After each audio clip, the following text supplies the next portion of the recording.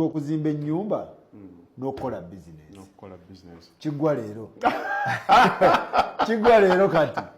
kakati era otuwa n'ensonga Faruko side ku side Faruko nze mukyemmanyi si nze mugezi asembayo yes ku kino ekintu era n'ekigambo ndowooza actually motivational speaker nja kukyejjirako ddala sikyagala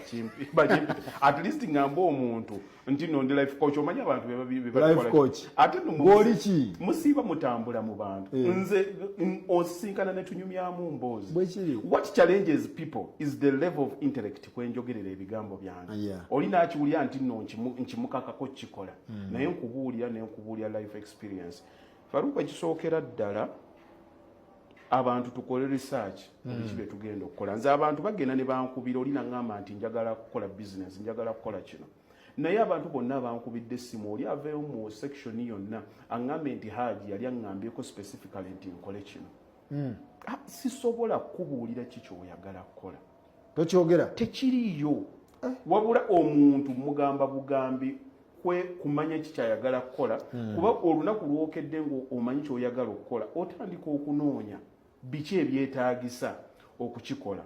ntya nze bwe mba njagala okuzimba ngenda ne mmanya omuwendo gw'amayinja ogw'omusenyu fundi bamusasula batya amazzi ku site bwe mbasigaliwo ekimotoka kya mmeka kanso bwebezze nkola due diligence nkola okunoonyereza okusinziira ku ki kyenkola ki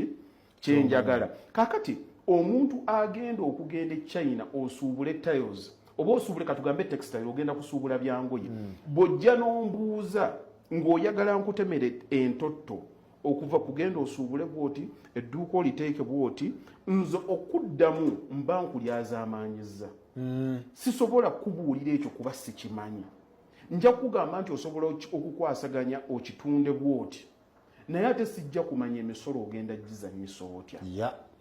okay sigenda kumanya texture ki abantu gye bagenda okubanga bakola kakati kiri gy'oli